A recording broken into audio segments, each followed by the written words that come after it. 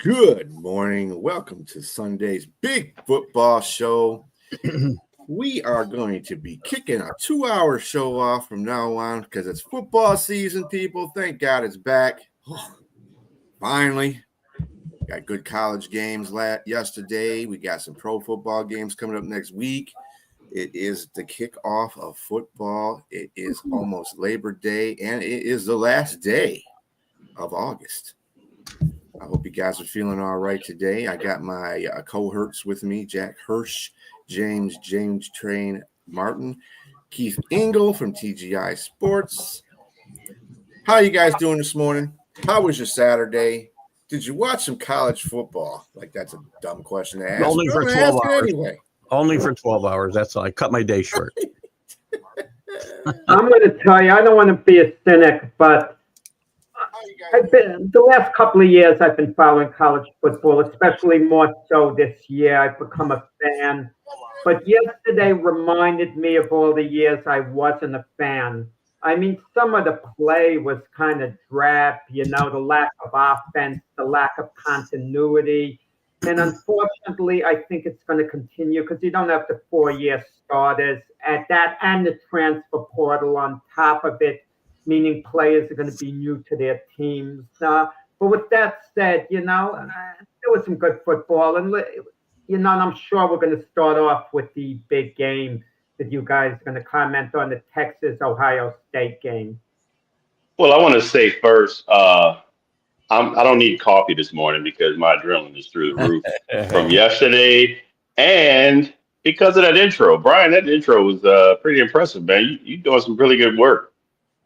I was going to actually comment and say we should just play the intro and not do any more of the show. That's the best part of the show. Yeah, good job, man. Yeah. But yeah, I'm going to leave it.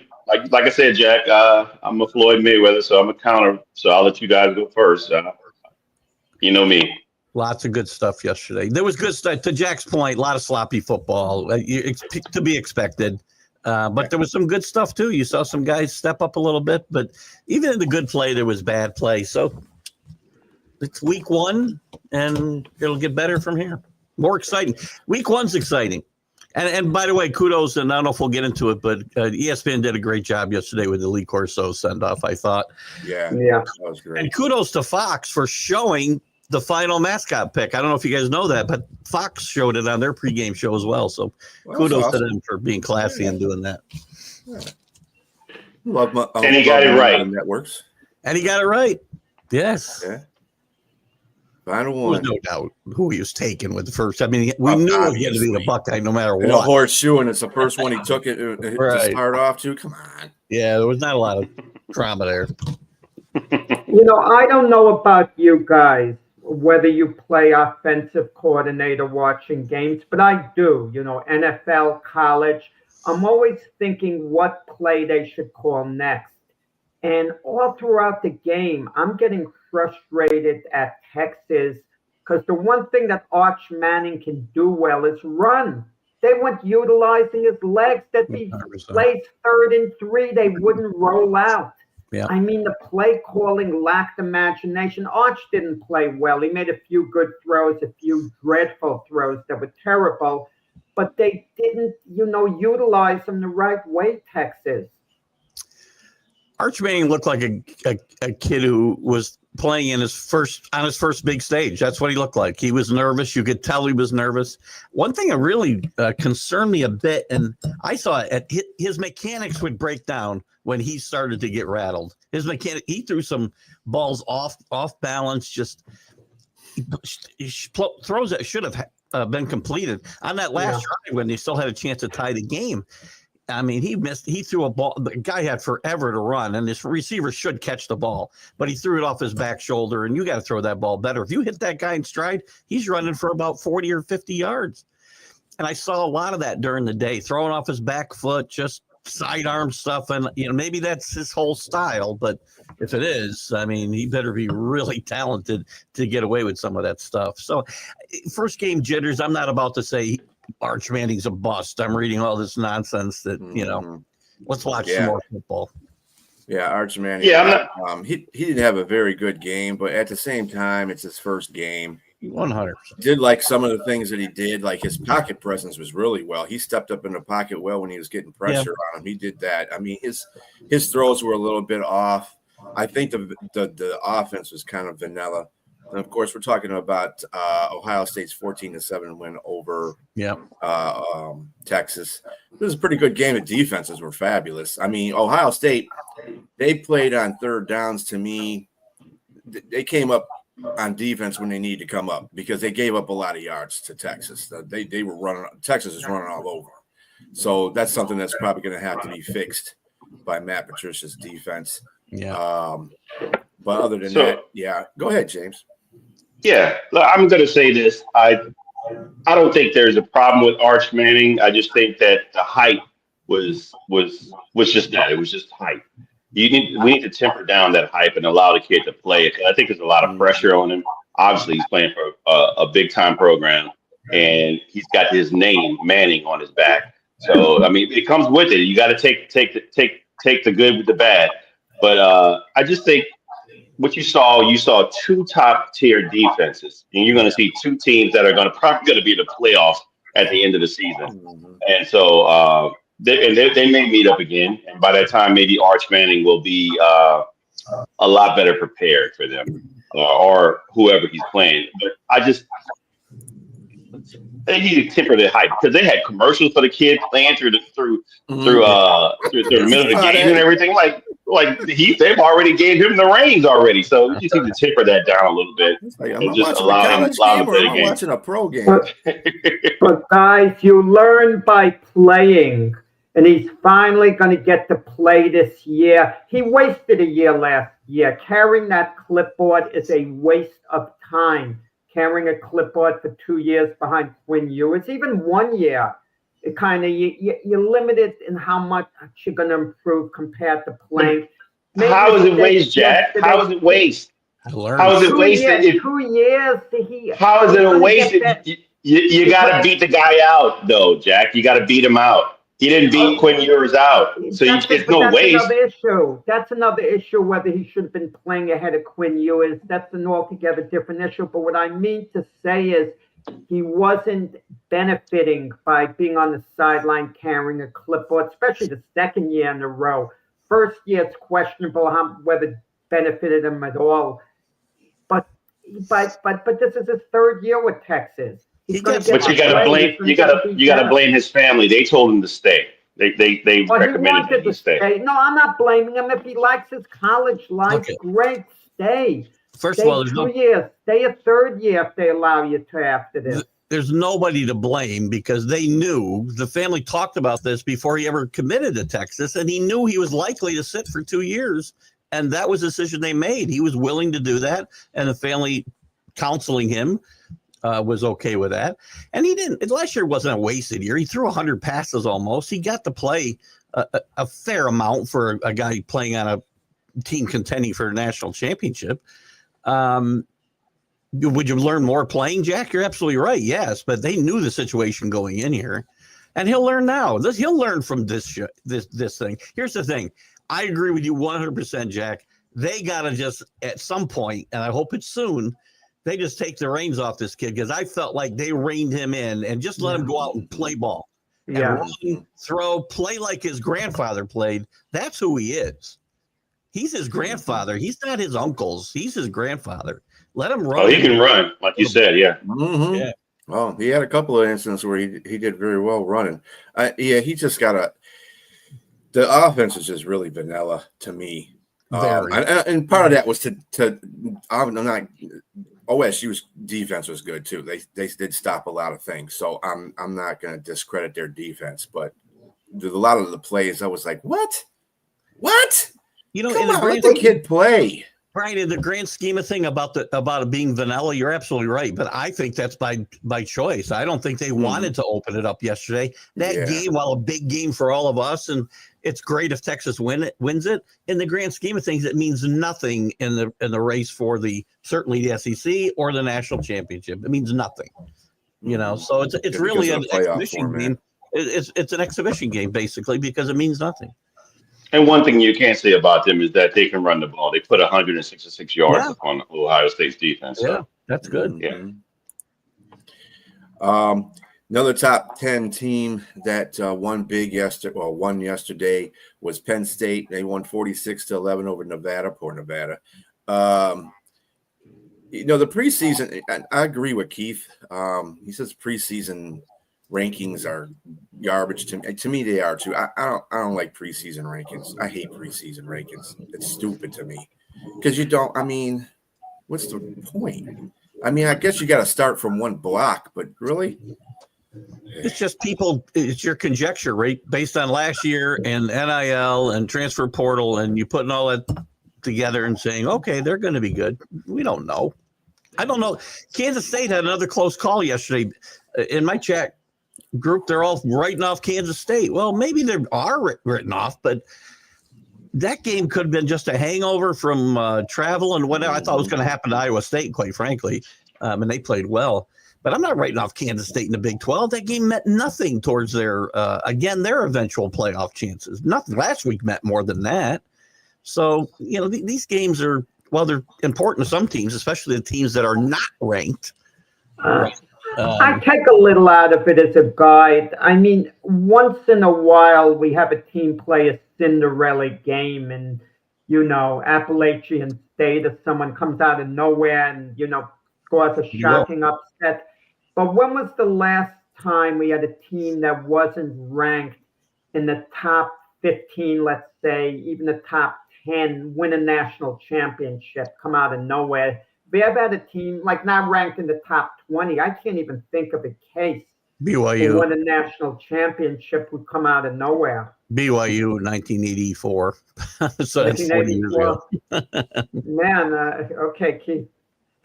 Close to 40 years That's ago. A long time ago, yeah. Okay. Recently, no, because listen, the system is not set up for those teams to do that. Number one, so it's not going to happen. But teams do not win a national championship, Jack. But Boise State not ranked last year and makes a playoff.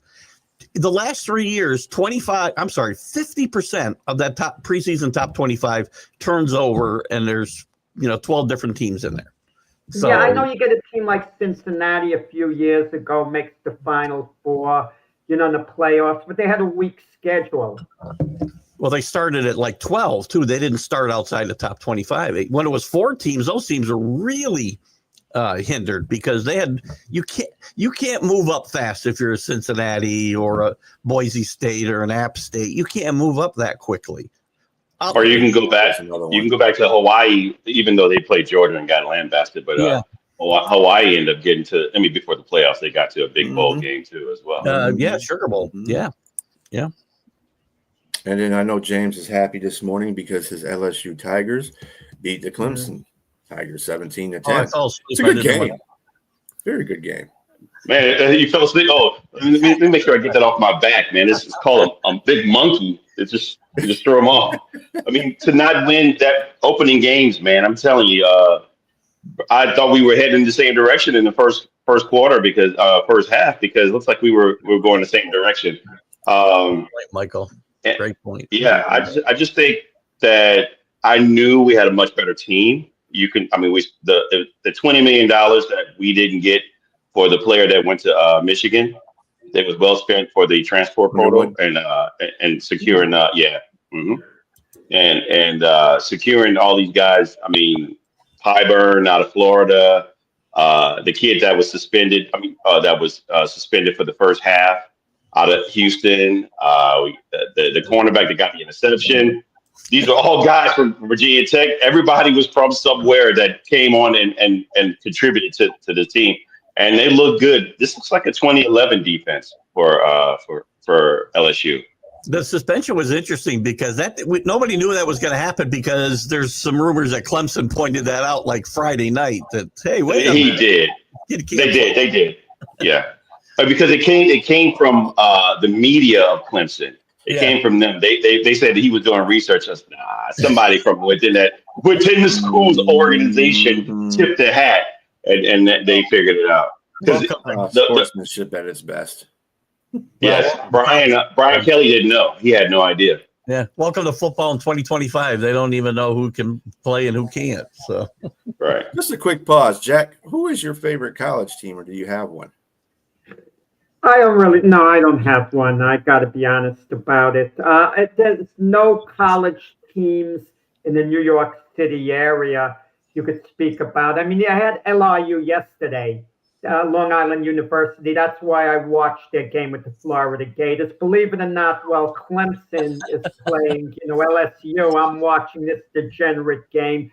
Just, it somehow fascinated me watching the LIU players because the idea that they would be playing a big-time program, another school ranked, I think, 15th, in the preseason rankings, was a big deal to those kids. I mean, I love games like that. Like years ago when Binghamton, an upstate New York State school that Keith is very familiar with, when they played the Duke Blue Devils, when their heyday, those games fascinate me because your local team is going to get, their butt whipped. But you want to see the kids compete still. And I kind of enjoyed seeing the kids at LIU competing in a hopeless cause. They wound up losing 55-0. I turn to the lesser games like New Mexico. I'm watching some of the New Mexico-Michigan game yesterday, and Michigan, a couple of years removed from the national championship, and now we know all their troubles. I don't have to go over that. But you're watching a New Mexico coach. I mean, he should be in the booth like as a takeoff of John Madden, the way this guy is acting. You got to watch a New Mexico game, guys, sometime. Watching the coach is more entertaining than the game itself. When New Mexico's playing, the coach better be entertaining. Yes, I will. No, but they're losing 17-0. They do a trick play. They make it 17-7. The trick play was fabulous. And Michigan fumbles the kickoff, but they can't capitalize. They get a field goal. And I'm saying even though they're down 7 points, they have absolutely no chance of winning the game because they're so much weaker. But you see the coach getting all excited and psyched like they could actually pull it off, even though, I knew it was a hopeless cause. And it turned out to be a hopeless cause. And I think a thing about that game was funny, too. He came out there, and his best offensive guard was out there mixing it up. And he came out there and grabbed him and pulled him off the field. Into it. Very quickly, I know James's favorite is probably LSU. I'm pretty sure. The closest to me would be Rutgers. If I had to say I had a favorite team, that would be the closest. New Jersey. That's the team I would pick if I had to. Rutgers going to be a fun team this year, Jack. They're they got a real quarterback in Greg Schiano's. They're really kind of turning his philosophy around from smash mouth football to actually getting into the 21st century and throwing the football now and again. Is it better to be a college coach, Keith, than an NFL coach? Because Schiano was with the Tampa Bay Buccaneers as their head coach. And there's talk of Marcus Freeman being offered NFL jobs. But why would he want to leave Notre Dame? It depends on the personality. Greg Schiano was miscast as an NFL coach for sure. He's a college football coach. Some guys can move on and do it. Dick Vermeil did it very successfully, obviously.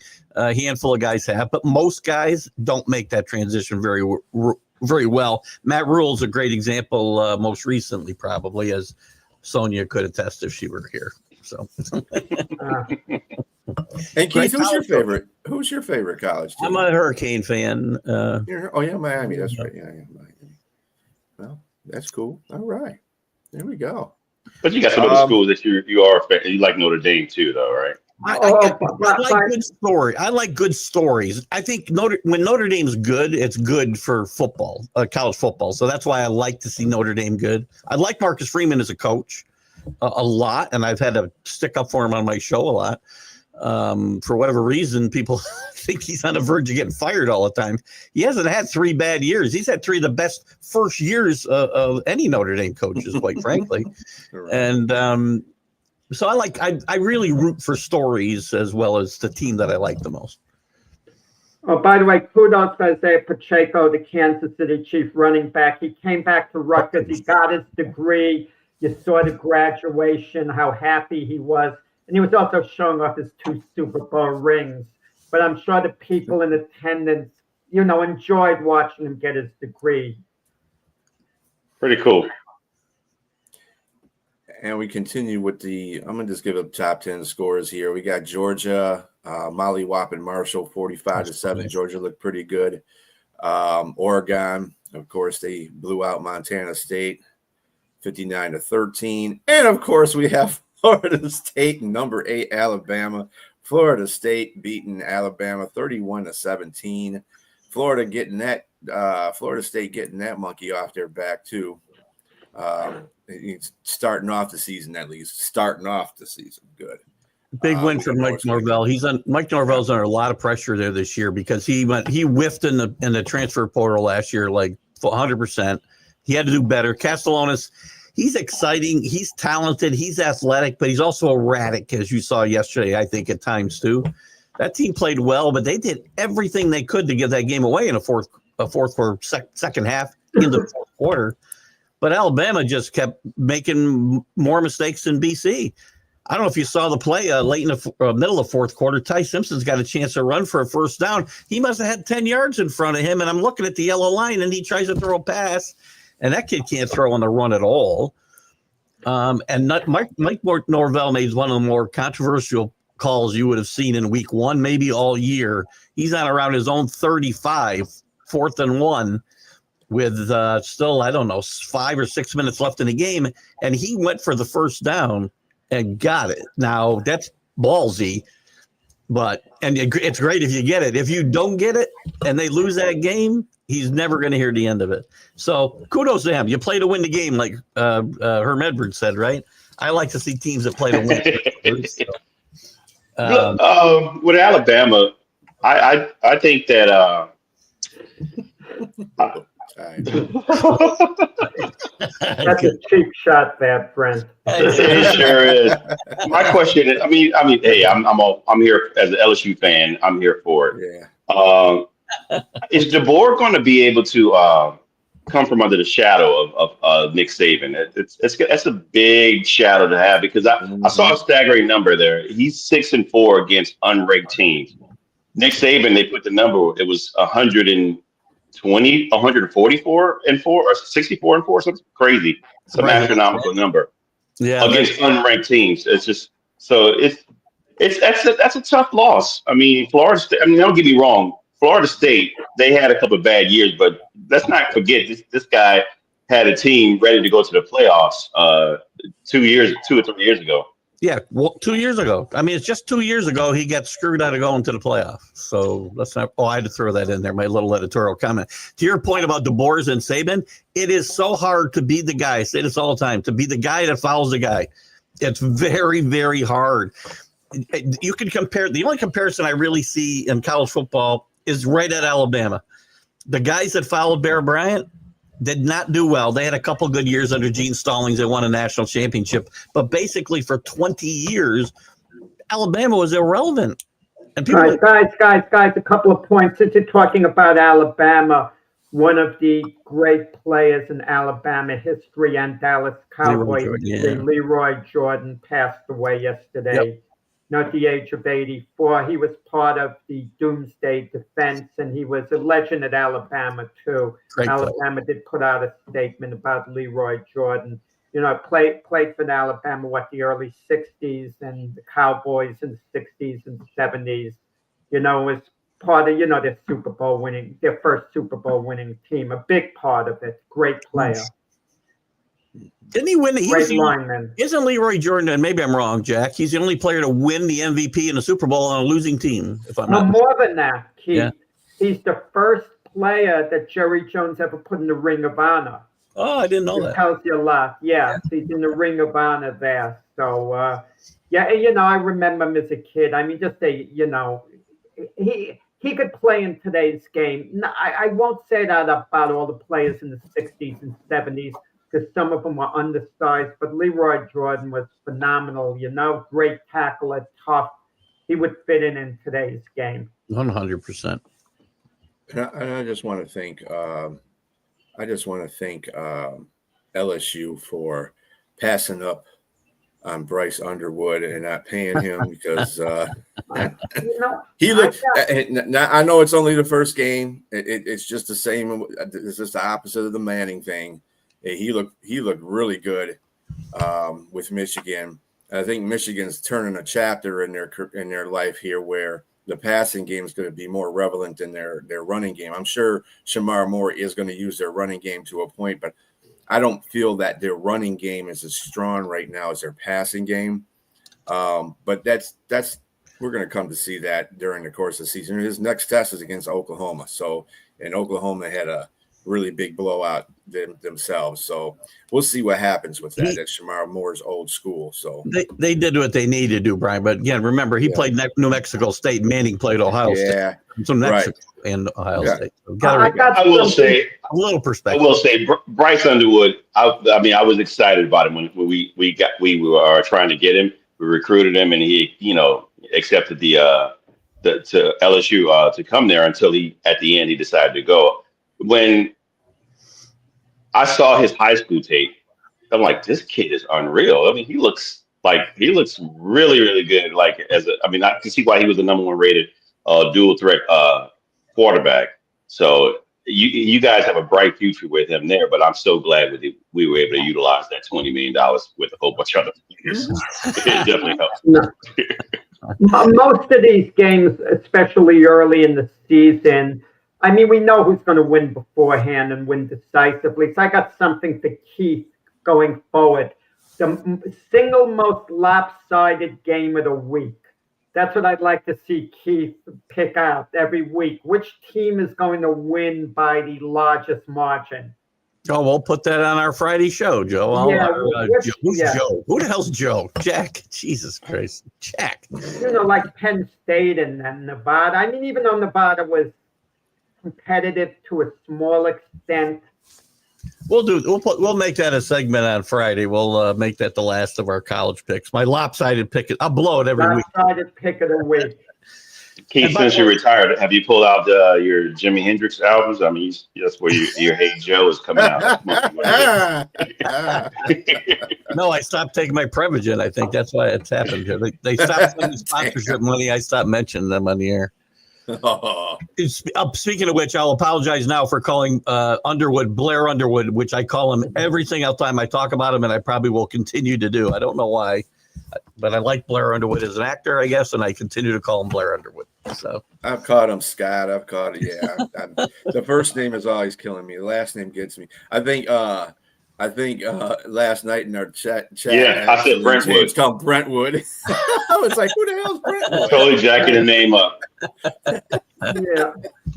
It happens. I'm going to tell you, between, games, commercials, this and that, I was doing a lot of channel scanning, so I turned to the Yankee game. I quickly thought of Keith with small ball with the Yankees. I just want to tell you, Keith, in extra innings, they have a man on second, no outs. Anthony Volpe tries to bunt the guy over to third. Austin Wells, he does, gives up an out, and then Austin Wells gets thrown out at home on the next play.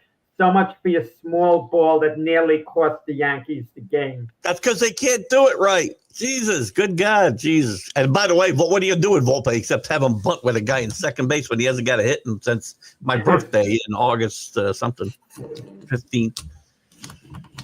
How do we get the Army got upset. Oh, yeah. Army got in charge here. Army got upset yesterday. Yeah. Tarleton State is 2-0. Army's not as good as they were last year. That's an upset for sure, but not as big as Florida State beating Alabama, I don't think. Army's not quite as good as they were last year. Navy, on the other hand, is better than they were last year. Yes, they were. James mentioned a good point. Go Navy. Provoking about with Nick Saban replacing a legendary coach, how that goes over.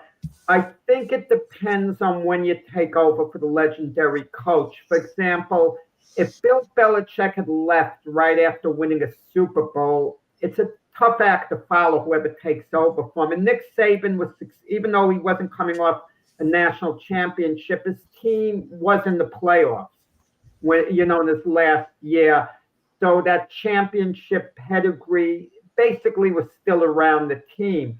I think if someone took over the Alabama program 3 or 4 years removed from Nick Saban and they weren't having success, then I don't think it's Nick Saban wasn't having success for 3 or 4 years. Then I don't think it's such a tough act to follow. But when when you're taking over for team that won, it's very hard. It's almost always, I don't have any facts to back this up, but my gut tells me it's usually the guy after the guy that follows the guy that does well. The first guy struggles almost always. It's tough. And to point about Belichick, didn't help Mayo at all. So, it's going to be the next guy. Since we're in college, what's the deal with Bill Belichick? Tonight, he plays Monday night against TCU. Underdogs at home. Yep. Yeah. No idea what to expect there. They could go 3-9. They go 9-3. I have no idea what to expect. I'm expecting his girlfriend to be on the sideline. Well, there is that. Is it fair to draw? I'm asking. Is it fair to draw a comparison with Belichick and Deion Sanders? Look what Deion Sanders did coming to college. Did very nicely at Jackson State, but that's a small program. Phenomenal at, for what he's done for the Colorado program. Is it fair to draw a comparison, Belichick and Deion Sanders? I don't think there's nearly the attention from a football standpoint that on North Carolina as there was on Colorado, quite frankly. Right. And again, if Bill Belichick is out 3-0, that's going to change like Deion did. That's when things went crazy.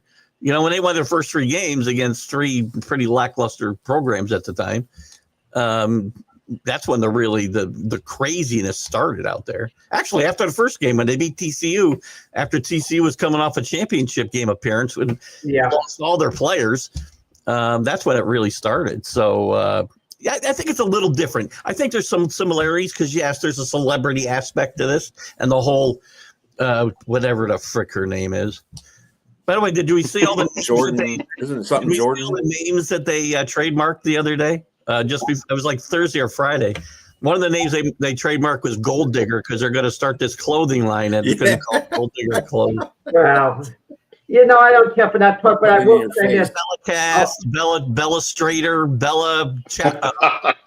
Chapel Bill. They trademarked. So a lot of stuff they trademarked this last. A lot of people who watch North Carolina who wouldn't watch the game now. So Belichick is having a big effect. A few people, for sure. But you got to win. If he doesn't win, then those people won't watch after a while either. If they're 1-4 to start the year, people are going to lose interest. Yeah, they'll get some extra points in the ratings tomorrow night, for sure. I don't think there's a big comparison between Belichick and besides the girlfriend thing. Belichick's really like a guy that tries to stay under the radar, sure. And he don't talk much to the media. Deion Sanders, even though he says it's not his personality when he's outside of football, but he's a marketer. He markets everything. That's how you got everybody and everything. He's very charismatic and he draws everything in. And so he knows how to market himself, market whatever his brand is. And that's what happened. And so, by the way, he has agreed to a Hulu series during this season. So that's probably not all on him either, but it's a little odd. I thought this was odd. So tonight is the Catholics, versus the convicts. Oh, come on. I like that documentary, but it's something bad. I've embraced it. I hear it so often. I've embraced it. It's fine. Right.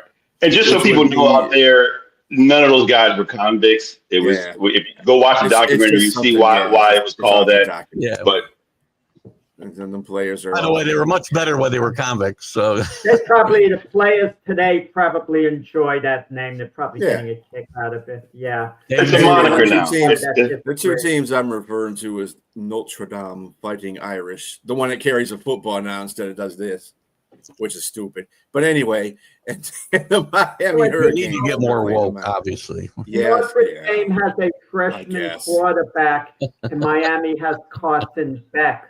Shouldn't that be considered a mismatch at the position? No. When you think, if you look at it that way. No, I can't because of Beck's injury last year. I don't know what he didn't remember. He didn't practice in the spring. He didn't practice until a couple weeks into summer camp. So we still don't know how his arm is. So if he had never gotten hurt, I would say this is a huge mismatch. But I can't say that. And Miami's season pretty much hinges on that right arm, I would say. At least their championship aspirations do. He's playing tonight? Yeah, he's playing. It's going to be very interesting to see. I'm excited for this game. As a football fan, this is just a great matchup. This rivalry going away for 20 years. This was a big rivalry, and they've only played like 4 times in the last 25 years or something. It's been a while, yeah. And they played every year for like the 20 years before that. And part of that is because Miami became irrelevant, right? It's part of the reason the rivalry went away. But I think, again, these types of games and matchups are good for football, good for college football. Yeah, I think I picked Miami for that game. That was my consensus. I know that Keith picked Miami as well. I do have Miami. I picked James, Notre did Dame. you pick Miami? You picked Notre Dame? Notre Dame. Oh, that's right. Yeah, That's I'm right. picking Notre Dame to win the national championship. Let's cut the show right now. Well, on Friday's show, I picked They'll get Clemson. better as the year goes along. I mean, I saw some clips to their freshman quarterback. He's dynamic. It reminds me a little of a young Lamar Jackson. CJ Carr, we're talking about, yeah. Yeah. Don't get to comparisons like that, because Lamar Jackson was like one of those freaks of nature. He wasn't great at Louisville. He was very good. Where did he go? Yeah. He was great at Louisville. What are you talking about? Great. 32nd in the draft, as I remember, number 32 overall. It doesn't matter. He was great. He won a Heisman. I know, but I'm thinking in terms of being NFL ready, what you could accomplish in the NFL. He wasn't considered Lamar Jackson. We're gonna go the direction of Shedeur Sanders here. I'm just gonna say you got a guy who was the guy who was GM of the Indianapolis Colts when Peyton Manning was there. What's his name? Pollard. That would have been he was a guy with the Bills before. Bill Pollard, right? Yeah. Bill Pollard, yeah. Right. He still stands by what he said as Lamar Jackson should have been a wide receiver in the NFL. Does that make sense to you? No. He's got to now. He got to fall on his own sword.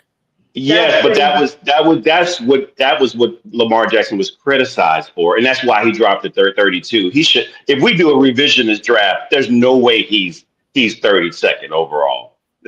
He's picked top 3. Guaranteed. Hindsight's 20/20, but still, at the same time, he was a dynamic quarterback in college. That's what I'm saying. Yes, that's the original premise, though, that we were talking about when I was ready to jump all over Jack, and James beat me to it. No matter if he was a bust in the NFL, it does not mean he wasn't any good in college. He was a great college football player. Tim Tebow, one of the top 5 college football players of all time, was a bust in the NFL. What I meant, not how he performed in college in itself, how he projected to be an NFL player. He wasn't projected to be a great NFL player, Lamar Jackson. It's easy to remember when he was drafted by the Ravens, they already had their franchise quarterback, and the plan wasn't necessarily for Jackson to take over for Joe Flacco at that time. But Flacco, went a bit stale. He faltered, and that opened the door for Jackson to get the starting job. And, of course, they never looked back. Right.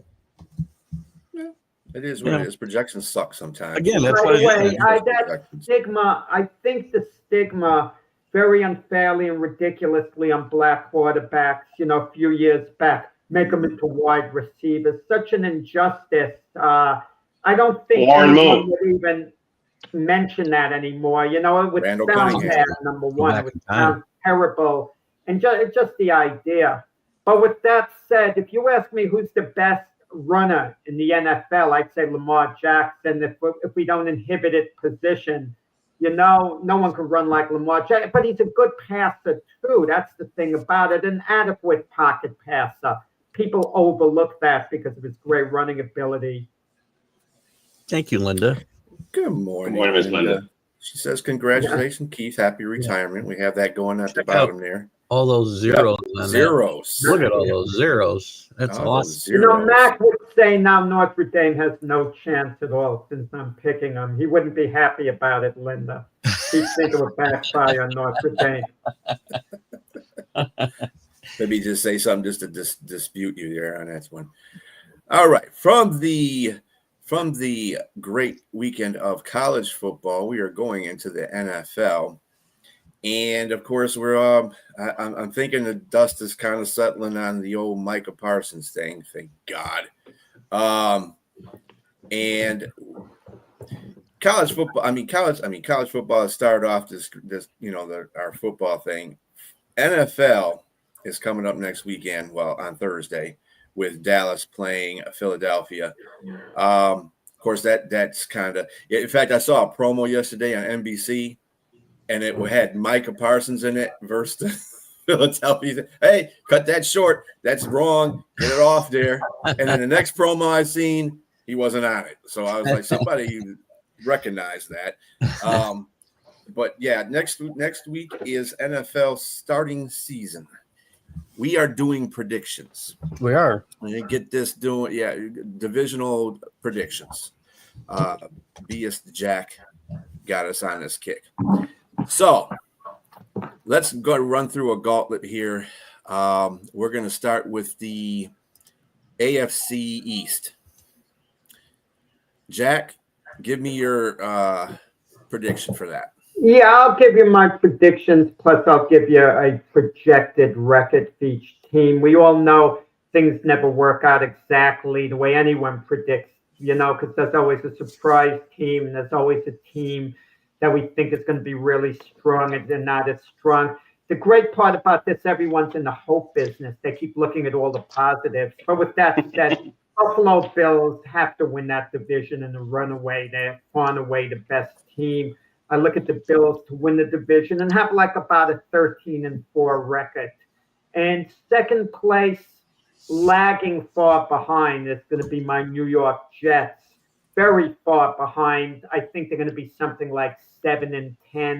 It's going to be a couple of games better than last season, but the fan base is going to go easy on Aaron Glenn. It's his first year. No one's going to get all hype. I think the fan base just wants to see improvement, And to me, a couple of games better than 5-12 doesn't excite me much. But on third place, New England, 6-11. I know we're making a big deal about Mike Vrabel, but from everything I understand, there's trouble in New England. There's turmoil going on there. Vrabel's got to get things together. Stop reading the New York papers. He'll be given a pass on his first year. He's not in any trouble. And last place and out the door is going to be Mike McDaniel with his Miami Dolphins. Who are going to go like 4-13. I don't think McDaniel survives the season. You want me to go? Go for it. I'll start with the Bills are going to win this division. I'm not going to give you records because I'd have to go through all the schedules to give you records, and that's too hard to do. But I will tell you that the Bills win the division. I like the Patriots to go 9-8. I will give you a record for them and sneak into the playoffs as a wild card. There is no dissension in New England, not a little bit. Don't know what you're looking at. Other than Stephon Diggs, a little bit of controversy whether he'll be ready week 1. He says he won't be. Team says let's wait. That's about it. Mike Vrabel worried about freaking information getting out. This is not big stuff. This team loves Mike Vrabel. He's cleaned out. He's making his team in his own image. They love him. I'm not going to we'll get into that maybe tomorrow. I'll pick the Jets third and definitely Miami last and Mike McDaniel out the door. What you got, James? So to be the man, like Ric Flair said, to be the man, you got to beat the man. Of course, I'm going to go with everybody else here and pick the Bills to be at the top. I mean, they paid their running back. Josh Allen just coming off an MVP season, and I think he looks to expound upon that. It's going to be really tough to beat them in that division. I'm going to go with Brent and his selection. I like what Brent said down there. I like New England to be number 2. I just think that they're in the upward trajectory, and you got a solid coach there. You got a coach that's proven that he can win. I mean, regardless of whether Mayo deserved to be fired or not or anything like that, it's what it is. That's water under the bridge. I like Vrabel, and I think that the New England Patriots are going to be up there, and they're going to surprise some teams. They may slip into a wild card and get into the playoffs. The Jets, that's just going to be a little bit of a transition here. Coming off that, I like their defense. If everybody's healthy, I think the Jets are going to be some close games. But do you trust Justin Fields to be in that area? Hopefully, the coach puts him in a position where he doesn't have to make a lot of decisions. I think it needs to be easy for him where he can either, like you said regarding Arch Manning, this is kind of the same thing. He needs to use his legs. They got a good running game. I think the offensive line is better. They got to use their running backs a lot better. And I hope there's no situation, no grief with Breece Hall, because he's a great running back, and I think they can use him to go along with Braylon Allen, and they should be third. In Miami, I'm with you, Jack. Miami's just a crap. They're in the dumps. So that's my pick. I got Buffalo, New England, the Jets, and Dolphins. I think the Jets with AG will get them. They have a better team than he inherited a better team than the Lions did when Dan Campbell took over. So I do see him going up there. And Miami, forget it. New England, yeah, they could be a playoff team. I really like them too. All right. So if I would have placed New England ahead of the Jets, we all 4 would have been unanimous in our picks, which is a rarity, which makes that division very predictable. You can change your We pick. know why you picked it. No, I'm not changing. I just think I hold to what I said. I don't care how mad Keith gets. There's a lot of dissension in New England behind the scenes. It's not anger, Jack. It's just Vrabel is struggling this season. All right, from the AFC East to the NFC East, who do you got, Jack? Wait, what did we talk? The AFC West. We did the East. What did you say? The NFC East. Oh, NFC East. Oh, I thought we were doing the AFC all at once. No. Okay. I like to keep it fresh. Yeah. Okay. The NFC East. Why aren't we doing the AFC all at once? Why are we switching? Jack, just do the NFC East, like Jack. Now, Mac would do something I know like you that. got to turn a couple pages there. Yeah, I mean that's how Mac works. Come on, that's what Mac always argues. Stuff. Okay. Think on your feet, Jack. I'll do the NFC East. You're a boxer. Okay, Come on. I'll Think on your feet, I'm not buddy. in charge. So NFC East, I gotta like the Philadelphia Eagles there, to repeat. I know they say how hard it is after you win a Super Bowl, but we have a lot of teams that have won a Super Bowl, and listen, they've been to the Super Bowl the last 3 years. They'll be about 12-5. I don't think they're going to be so dominant, but they'll be good. Washington Commanders about 11-6. I question the Commander defense. I don't have faith in their defense. I know their offensive weapons. They signed McLaren back, Jaden Daniels. I wouldn't be surprised. He continues his great play. Third, the Dallas Cowboys about 7-10. I just think they're kind of mediocre. I know they have some good pieces, and we hear about Dallas's upgrade in talent. And the Giants, we hear all these wonderful things about their defense, the way they could get after the quarterback, and everything, drafting Abdul Carter with the guys they have, but I look for them to be about 5-12. Sorry, Jack. That wasn't Yeah, I mean, we're going your pick. Sounds like at the bingo. The whole conference, but whatever. Oh, me. Okay, me. Eagles, obviously number one. Again, you're the champion, so you're not. And this team is just loaded. So I think they repeat easily. The rest of the division is not so easy to pick for me. I think those teams are a lot closer together than you think. I think the Commanders could take a step back because of their defense and some other factors, but I'll pick them second. I'll pick the Dallas Cowboys third and the Giants last. But again, at the risk of Danny Fuller, who's not here right now, I don't think, unless he's lurking in the weeds, the Giants will be better. And I think Jackson Dart will probably play sooner than you think, and he looks like a leader. And the Giants, I think, have some light at the end of the tunnel. But not this year. No playoff pick. Sorry, not doing it. I'm almost with you guys. I got the Eagles, number one. Again, like you said, to beat a man, you got to beat the man. So I just think they're still loaded, and they're going to do some good things this year. Commanders, sophomore slump for Jaden Daniels, not sure. It could occur, but he's got his weapons back. Terry's happy. So he's going to be only scary Terry on the field, not off of it. And I think the Giants are better. I picked the Giants over the Cowboys. There's just too much turmoil and drama going on with the Cowboys. James almost did it. Almost did that. Yeah, I just think the Giants are going to be a little bit ahead. And I like what they're doing on defense. And like you said, I think I agree with you about Jackson Dart. He's going to be playing sooner than later. I just think they're ahead. And the Cowboys, again, the drama is just there. And the biggest loser is not Jerry Jones. Is definitely not Micah Parsons. It's the fans. The fan base is going to be. They got hit on this one. So the fan base is fickle, James. Come on. If the Cowboys go into Philadelphia, they're never fickle. If one thing you can say about a delusional fan base that's always die hard, no matter what, they think they're going to the Super Bowl every year. It's the Dallas Cowboys fan base. I think they really got hurt on this one. I think they should have never got rid of Parsons, and they should have just paid them what they owed. Yeah, it's going to be tough for them, and they're going to be in the last place. If the Cowboys go into Philadelphia this Thursday night and they beat the Eagles in Philadelphia, the fan base isn't going to be talking about Micah Parsons, okay? I mean, they're going to be kind of moving on. They're going to be looking at the draft picks, etc. If they go into Philadelphia, it's a big chore. Same thing when they traded Luka.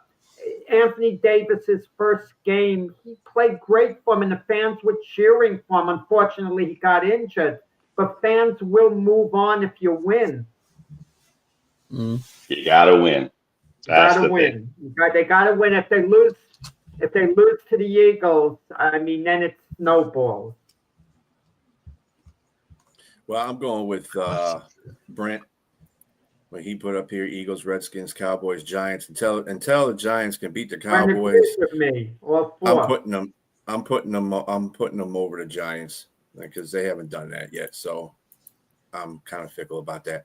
All right, Jack, since you're going to stay on one of your papers there, we'll go to the NFC North. Wow. Oh, man. Now you're really got me busy here. I mean, I thought you come back to the NFC. The NFC North. Oh, that's your division with your Detroit Lions. That is a darn good division. But it was, I'm going to go with the Lions to win their division. But wait. Just a comment up there. The Jets fans, I'm not delusional. The Jets aren't good this year. I don't think the fan base is delusional. I think the Jet fan base is suppressed at this point. That's the way to put them. Yeah, I like the Lions. They're not going to go 15-2 like you say, Brian. Like you said, Brian.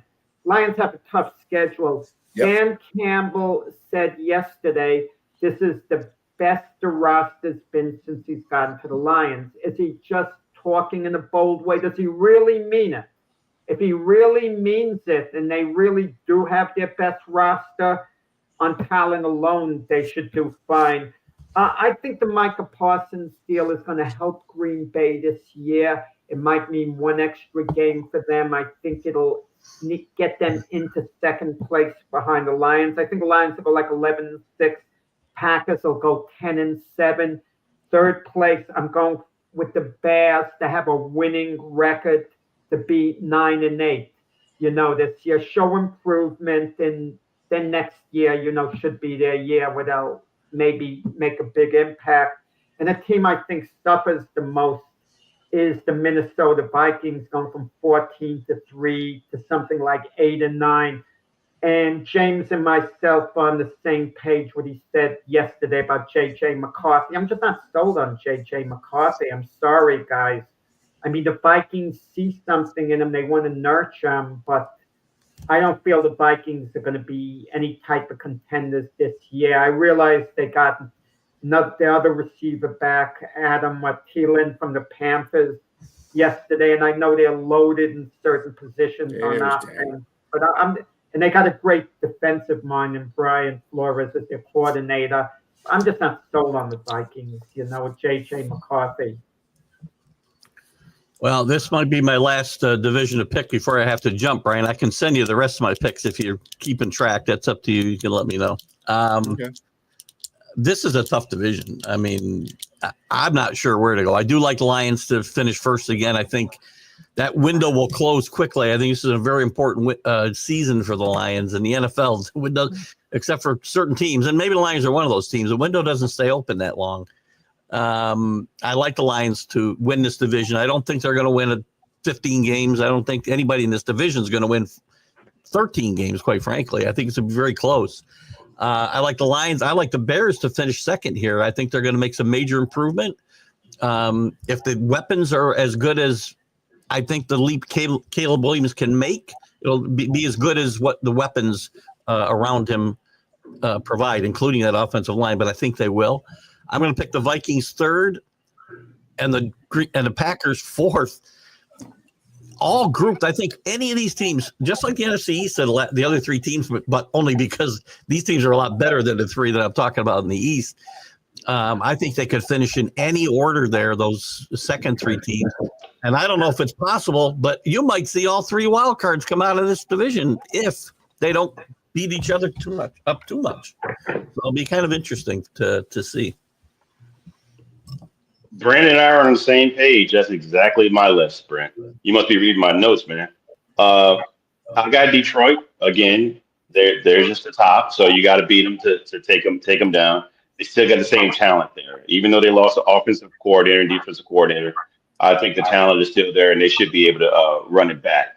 I got Green Bay as the second team. I just think that Micah Parsons is going to put them over on the defense on that side, and they're still talented on offense, and they've added weapons. They added the wide receiver Matthew Golden out of Texas, and I think that's going to help Jordan Love a lot. And they got a great running back in Josh Jacobs. So I like them as number 2. I like the Vikings to be number 3. Even though I agree with Jack, I don't think J.J. McCarthy is like the second coming or anything like that. I just think if Kevin O'Connell is going to keep him in position to win, he's not going to. I mean, just like he did with Sam Darnold. I mean, Sam Darnold hadn't had any season of anywhere else like he had, and he may regress when he goes. I mean, when he starts with Seattle. So we'll see how that goes. But I just think that Minnesota's too talented to not.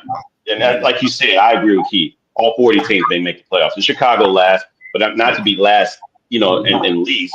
I just think that they still got to figure out some kinks, and they might be at the bottom, but they may have a winning season, and they may get to the wild card.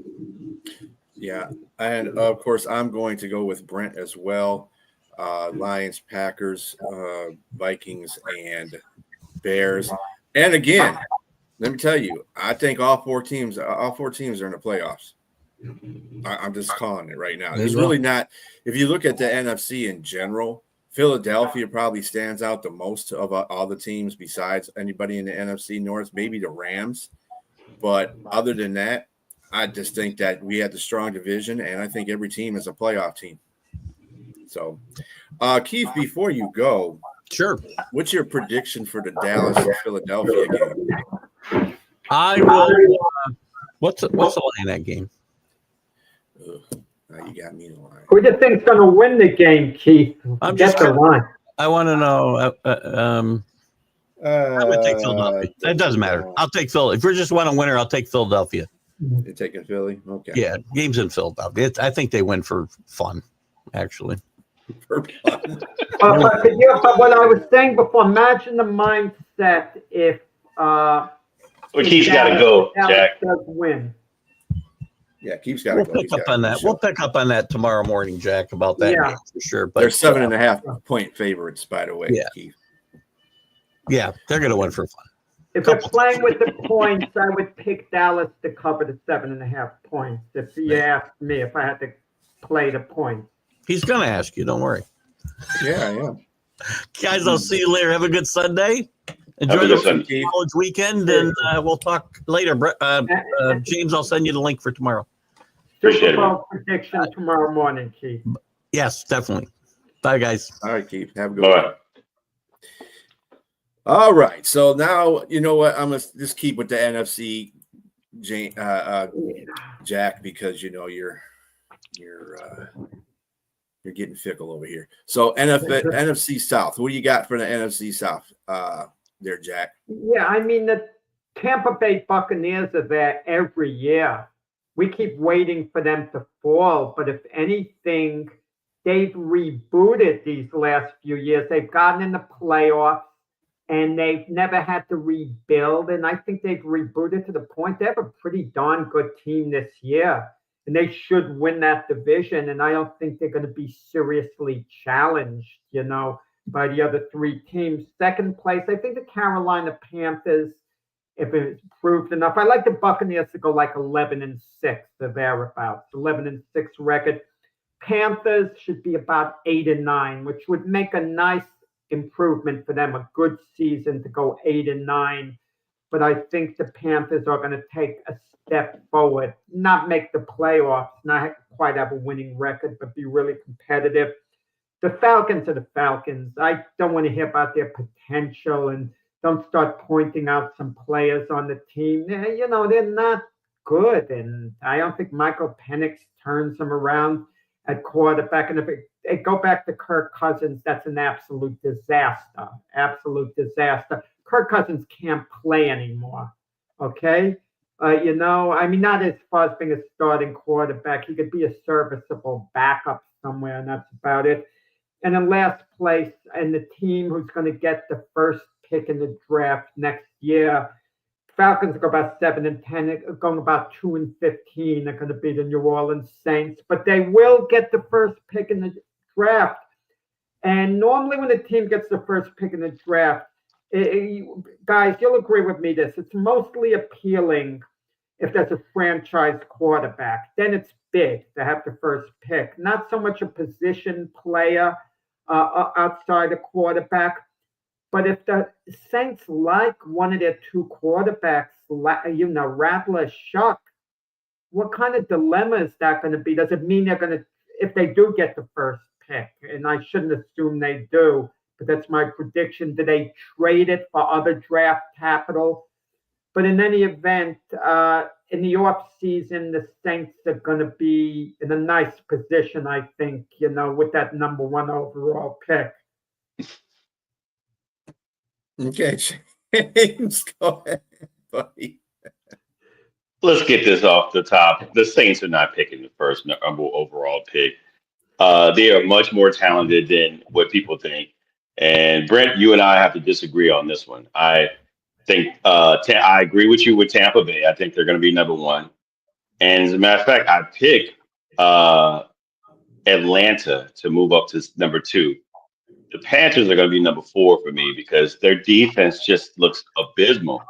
Their defense does. I mean, they may have added some more pieces to their offense, and I think it's up in the air on what Bryce Young is going to do. We'll see. It's a toss up. But I got Saints 3rd. I got the New Orleans Saints as number 3, And the reason being, I picked them at number 3. I would have picked them higher. It's just we have to question their health. They were obliterated with injuries last season, and it was a major thing. Like I said, 43% of their team was just done, and they couldn't do. I mean, Rattler, that was his first year, but I think Rattler's going to surprise a lot of people this year, and I'm just being cautious, but I'm cautiously optimistic as well. So I think they can be number 2, but I'm going to pick Atlanta because Atlanta's talented. The only question is for me with Atlanta is who they're replacing for their right tackle, because that's Michael Penix's blind side. Their right tackle is out for the season, and so that's going to be a big thing for them. But they're gonna have to. I'm pretty sure they'll figure it out. But with that said, because they're so talented offensively, and they should be number 2. It's going to be a tight. I agree with you, Jack, on this. It'll be a tight division. It's going to be, the South has never been great. So it's not like Tampa Bay is just dominant over like the NFC North. I didn't hear you pick the order, but you got me wrong. It's not going to be a tight division. The Buccaneers are clearly winning the division this year. That's the point I want to make. Okay, so well, my apologies, but to me, I think it'll be a lot tighter than people think. Give me your order. The 4. Tampa Bay, Atlanta, New Orleans, and Carolina. Wow, you're really down on the Panthers. You don't see them taking any type of step forward, I guess. It's just the defense. It didn't look that great. You gotta stop people. And I mean, mind you, it was preseason, but it didn't look good at all with the starters out there. So I mean, I don't know. I'm not sure. Yeah, I think I'm on Brent with this one. I think Tampa Bay is clearly the best team in that division. Atlanta, New Orleans. Now, Atlanta, I would have put at a solid second, but they did lose their and that's a guy that's got to protect Penix. And Penix is, remember, he's basically playing kind of like between sophomore and rookie kind of season right now because he just started playing last year. So, with that being said, New Orleans has improved. Everybody in everybody's division has improved. So I see everybody getting better in that division. The problem is between second, third, and last place, it could be a shuffle because I was thinking about what James said about Carolina and their defense. Their defense still isn't the most solid defense out there, and that's you've got to have some kind of play in defense during the season to win some games. And I think New Orleans is just better in that aspect. We'll see what happens with Rattler. This is what I say. There's so many superlatives going on between those 3 teams. It's just it's. I had the Falcons, then I had Carolina, and then I had Saints. But then I changed over from putting the Saints above the Panthers. Sorry, Sonia, but I can't. It could end all kinds of ways in that division. So, but I'm going to go with Tampa Bay, Atlanta, Saints, and the Panthers. That's what I'm going. But just look at the coaching. Todd Bowles is an underrated coach. I know he had a poor tenure with the Jets. Was the defensive coordinator when they won the Super Bowl, and has done a good job as a head coach. I mean, keeping it together. I mean, to me, is clearly the best coach in that division. Mm-hmm. For now. All right. Yeah, for now. All right. We're going to the NFC West. Jack, who do you have for the NFC West? This is an intriguing division. I don't think it's a strong division. I think we're going to have a surprise this year that the Arizona Cardinals are finally going to get a bit of a breakthrough and they're actually going to win the division. People forget they've been contending in that division for a while. They haven't been a doormat team. They just haven't been able to turn the corner. I hope Kyler Murray could develop more chemistry with Marvin Harrison, because I still say Marvin Harrison was the best player coming out of that draft, but Malik Nabers had a better year. And I'm sure if the teams did a redraft, Malik Nabers would probably be taken ahead of Marvin Harrison, because Malik Nabers didn't exactly have a great quarterback thrown to him either, but he's got to develop a better chemistry. But I think it's now or never for Kyler Murray. I mean, he's finally got to show that he could be a top NFL quarterback. No more on potential or anything like that. I don't want to see a late game highlight where he makes a breakthrough. I want to see consistency. So I think the Cardinals win the division with like a 10-7 record. Nothing great. I think the Rams come in second, 9-8. I think this might be Matthew Stafford's last year. Just because the Rams have overachieved the last couple of years, it doesn't mean they're going to be good this year. I know they played the Eagles tough in the playoff game, but still, Niners are the one team that I feel their Super Bowl window's closed. I know that people picking them to win the division, but this isn't the same 49er team of the few years before last year. I think last year was more the real current 49er team than the one before that. I don't look for a bounce back from the Niners. I'll go about 7-10. And Seattle, new coach, new quarterback, and Sam Darnold, rude awakening there. I mean, I don't see the Seahawks being good at all. I see them going like 5-12 or so. Go ahead, James. So we agree with the first couple of picks. I like the Cardinals too. I agree. I think they've revamped their offense. They've added to their defense, and this is their time. And I think I agree with you as well regarding Kyler Murray. He's got to show that he's the guy there. I think if he doesn't do it this year, they're going to have to find another place to go to, and they're going to have to go into another direction. But with that said, I think they have a shot as well, only because I think Matthew Stafford is a problem with the Rams having the back issues. So right now, that's I know what back issues are, and that's devastating. And to be playing football at that position, they better have a wall fortified in front of him to keep him upright, because having back issues, man, it's no joke, especially if you're out there playing football, playing quarterback. I mean, it's tough. He's a warrior, but having a back issue, and to me, there's no bona fide guy behind him that can say we can lead this team to the playoffs. I mean, you got Garoppolo. Yeah, but Garoppolo I agree. Extension. Yeah. Extension. Yeah, and he's the preseason king. Yes, no, I don't think, no, there's no answer right now. And so that's kind of scary for them. So, but I like them at second place. And then I picked the Seahawks a little bit ahead. I think the Seahawks are a little bit better. Unfortunately, they got rid of MVS, but I think they had a guy that actually plays special teams and wide receiver. So MVS doesn't play. Marquez Valdez-Scantling, for anyone that doesn't know who MVS is. Mm-hmm. He doesn't play special teams, and he's a little older and sort of a one-trick pony, taking the top off a defense. So they cut him. I think they got a better receiver there. I forgot the kid's name. But yeah, he's a rookie. Exactly. Oh, Thornton. Mm-hmm. Yes, out of Colorado State.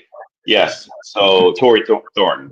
So he's actually pretty good. So he beat him out, and I liked him. I think that Sam Darnold's going to regress a little bit, but not that much. I think just enough to keep them in third. And I like the 49ers at fourth because it just doesn't seem there's no direction here in regards to the players that they have.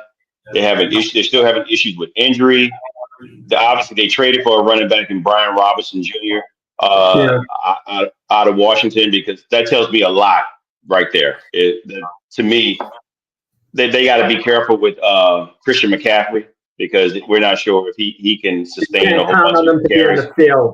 No, exactly.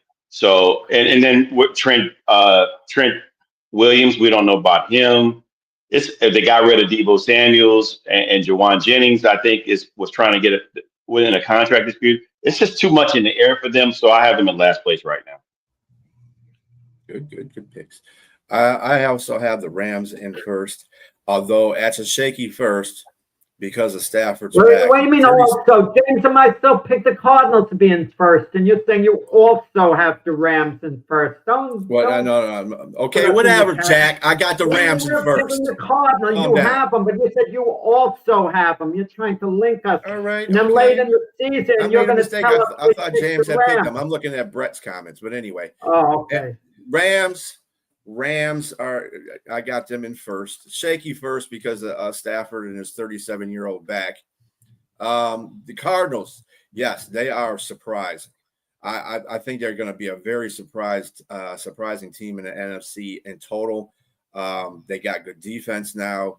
Their offense is a little bit better. As long as Kyler Murray gets it together, man, and stops playing Call of Duty, he'll be fine. I know that's a cheap shot. He didn't do any of that last year, but or did he? Cardinals are they're going to be a surprising team this year. I also have Seattle at third. I think that Seattle is just slightly better than San Francisco. San Francisco, like James said, has all kinds of problems going on there. We don't even know when Brandon Ayuk is coming back. You didn't have a timeline for him coming back. Juwan Howard, I think they did get another wide receiver too. They cut Equanimus, Brown, Amon's brother. So if you can't make it on that team, that's a wide receiver. I don't know, bro. I don't think football's the game for you. But anyway, it's just San Francisco hasn't impressed me in the offseason. They haven't impressed me in anything they've done. They've lost a lot of players. Important players on their team defensively on top of it. So, I mean, I do like Robert Saleh. I think he's going to do a good job with the defense, but at the same time, you have to have players to play your defense too. It's not just like you can throw a bunch of kids together and say, hey, they got Bryce Huff, who played great for Salah when he was the head coach of the Jets. And then when Salah left, Huff left as a free agent to go to the Eagles, and he was awful. He was a complete washout. Now Salah has him back in San Francisco, where he's the defensive coordinator. And I'm really curious because if Huff has a really good year, it's going to reflect so well on Salah. What he could do with a player, who went to Philadelphia, who has a pretty good defensive coordinator there. And couldn't even use Huff. Yeah, I mean, potentially Huff and Bosa could be a force because as long as everything stays healthy, that's the key point for San Francisco. Really, for them to make any effort to get up in that division, they have to stay healthy. And CMC is one of those guys that love the guy and his running ability, but you got to be on the field. Best ability is availability, and if you're going on the field, it doesn't make a difference. Your team's not going to do, and they don't do well. And especially Brock Purdy.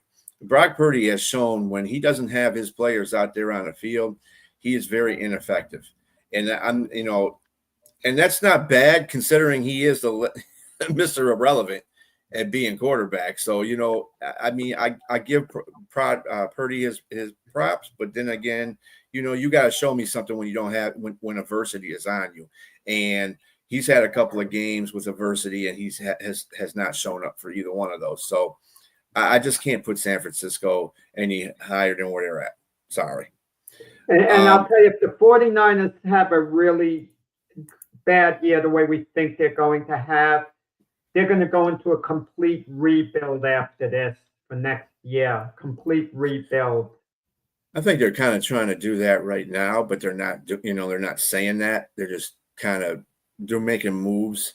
I think Purcell is going to be a very good piece in their future as a wide receiver, as long as he stays healthy. Again, as long as you stay healthy, you can be, you can have some kind of future. But yeah, I think they're just. It's going to come to that point that they're going to. Their Super Bowl window has closed for sure. Oh, it's shut. When you got guys like George Kittle and Trent Williams, you can't rebuild with those type of veterans. You have to show you're still looking to win. But I'm going to tell you, both those guys are not going to be on the 49ers next season if they have a bad year. If they're still going to play, they'll trade them for draft picks or whatever. Unless those players are willing to come back in a rebuild situation, they want to remain Niners, they're not going to be there next year. All right, Jack, you got your paper out there for the AFC South? Yeah, I mean, the AFC South is, I'll tell you, that's the dullest division maybe in football to me. I mean, it doesn't excite me at all, but I'll go with the Houston Texans, to win that division, be about 10-7. I thought they'd get to the Super Bowl last year. They didn't come close, but they did make the playoffs, so they won a washout. CJ Stroud didn't have as good a second year as he had a rookie year. That's why we're watching Jaden Daniels of Washington a little more carefully. We're drawing the CJ Stroud comparison. But CJ Stroud, he's going to be a good quarterback going forward. Does anyone think he's not? He is, and they have a lot of, good young talent, a good young coach. So I look for them to win that division with like a 10-7 record. I think could win that division. Second place, I'll go with the Indianapolis Colts, believe it or not. But the Colts are always contending. I mean, Daniel Jones isn't going to make them worse. They're just not going to be better with them. They'll go about 8-9. And one thing the Colts have is a very good offensive line. So they'll at least give Daniel Jones a chance, to have success. Third place, and this is where the problem is going to enter going forward, in the Jacksonville Jaguars. I think they'll go about 7-10. And Trevor Lawrence, to me, is the big story. I know people are going to be looking at Travis Hunter. If I'm a GM, I've about run out of patience with Trevor Lawrence. Either you show me you could be a franchise quarterback or not this year. Forget his reputation, generational talent, this and that. If he's the same very average quarterback, I'm looking elsewhere to upgrade in the position next year, and I think it's going to come down to that. They'll go about 7-10. And in last place, I think the Tennessee Titans will be about 6-11. There'll be a lot of patience in Tennessee because of Cam Ward. But how good is Cam Ward, guys? I mean, I have my doubts about him. He's given the job. They're going to be patient. If he doesn't play well, they're going to say, well, he's a rookie. He's learning. But I'm not sure what it's going to mean for the franchise going forward. But for this year, Tennessee, to me, is a non-factor. Yeah, my picks are, I think we agree on 2 picks, and 2 we disagree. I'll get into that. I like the Texans just like you. Their defense is dominant. It's going to be dominant this year, and you're going to have a lot of teams that they may go 8-0 or 6-0, excuse me, in this or 8-0 and wait, the 6-0 in this division. Excuse me, they may go 6-0 in this division. I like. That's it. See, Brent, you and I are on the same page, man. We're on the same page, brother. I got the Texans. I like CJ Stroud, and they figured out a way to revamp as long as they're healthy. Clearly, right now, Joe Mixon is having ankle issues, so that might be a big problem. But I can see why they pulled in a guy like Nick Chubb, and Nick Chubb should definitely, what he showed in the preseason, what he did play, he can still play. And I was doubting because knee injuries. He had knee injuries in college. He had knee injuries with Cleveland. Wasn't sure. And in age, of course, progression. It just seems not to do well for guys with the knees. But he's doing well. So hopefully he sustains, and then Mixon can come back. But I like them as number 1. I like the Jaguars. Liam Cohen, I think, is going to be really good for their offense. He did great for Tampa Bay. And I think he's going to be good for them, and he's going to find ways to make sure that Travis Hunter is a playmaker. And it looks like he's going to be playing more offense than defense. So we'll see. For right now, I think he's a better defender than he is a wide receiver. But if he's a playmaker out there doing things, I think he's going to help. And Brian, let's not forget, Brian Thomas Jr. is a dominant number 1 wide receiver. So Trevor Lawrence has help now. There's no excuses. He's got to do it now. That's why I got them at number 2. I like the running back Travis Etienne, except sometimes he gets hurt. Tank Colts. Bigsby's good too. Yeah, and yes, exactly. Tank Bigsby is definitely out of Auburn. Is definitely a good running back. I was going to mention him. The Colts. They have a lot of weapons offensively. There's just I had to lean upon what B said about their offensive line and what Rick says about their offensive line. It's just you can't. I don't care how many weapons you have. If you can't keep a quarterback upright, it's going to be hard to get the ball to them. I mean, but they got a great running back in Jonathan Taylor. They got all those wide receivers, and they got a new tight end there. So and I don't know. They should win some games, but it's yet to be determined. And the Titans, I agree with you, Jack, but I disagree with you. I don't think Cam is going to be the problem. If you look at Cam when he was in Miami, he had weapons all around him, and he got a live arm. He's only got like one guy to throw to here. So and what's the kid that played out of Alabama? Ridley. Yes, Ridley. That's his one good weapon there. And so I'm not sold that the Titans Cam would be the problem until you build around him. They drafted some people, but we'll see. It's yet to be determined. But I got them in last place right now. Yeah, Ridley's had a share of off the field problems. We wish him well. Mental health, the gambling, the whole bit. We wish him well. He can still play though. I'm not saying he's going to be the problem. I don't know what his ultimate upside is. I'm not that high that he's going to be a great quarterback. I felt coming into the league, Bryce Young and C.J. Stroud were going to be really good quarterbacks. We don't know about Bryce Young yet. C.J. Stroud proved himself to be that. Cam Ward, I just put him in the uncertain category to me. Okay, I got the I'm with Brent and James on this one. I got the Texans, the Jags, the Colts, and the Titans. Texans, only thing I'm kind of worried about is the fact they gave a lot of their offensive line away over the offseason too. And I'm like, you got to keep CJ Stroud up there. I don't know what you guys are doing. That kind of puzzled me. I'm scratching my head on that one. The running back situation needs to be straightened out. That's definitely something right now. I just don't have faith in Chubb. And, they got to wait 4 weeks for Mixon to come back. They just still do got Damian Pearson. And they got that other running back that's pretty good too. But they're going to have to carry a load for a while. I just don't see Chubb is the one to do it. Hopefully he can. But, yeah, I'm not – their offense is kind of shaky to me, but their defense is just – that's going to win them games right there. That defense is just dominant in that division. And let's say the AFC South is like the worst division in football right now. The Jags, I always go back and forth with this one because I'm not a big Joey Sunshine fan. I used to like him when he first came out, but he's showing me he just doesn't. I mean, they've got everything around him, and he's still not producing, and I don't like that. And hopefully Cohen comes in there and does something that'll get him motivated to, make plays and get things done because their defense is pretty solid. Their offense is pretty good. I think their offense is a little bit better than their defense, so they should finish second there. The Colts, again, reiterated, they got good offense, but their offensive line is not great, and their defense is pretty solid too. Titans first year.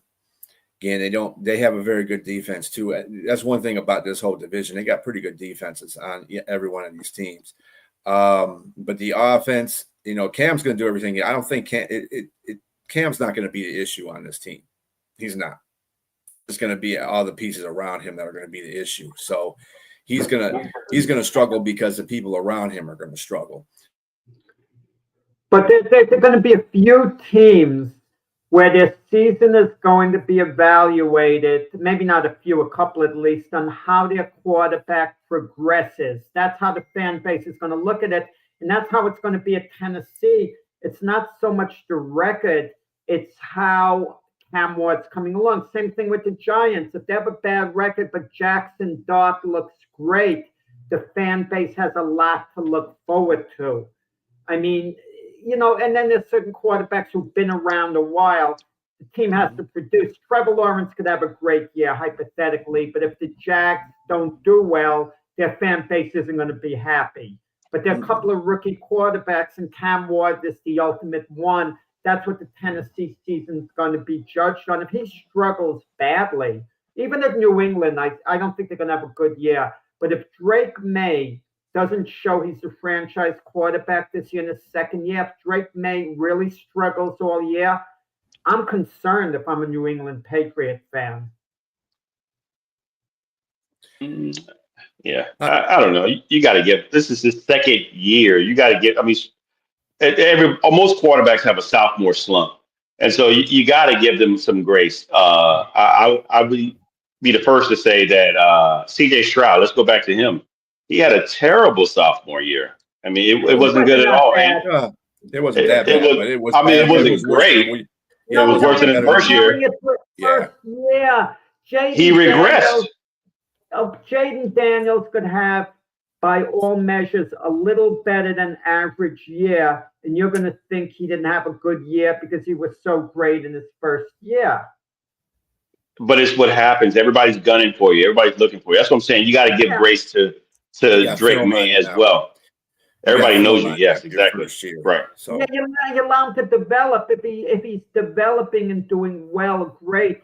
But look at all the cases we've had with teams sticking with a quarterback all this time. Like, I'll give you an example. The Bears with Mitch Trubisky.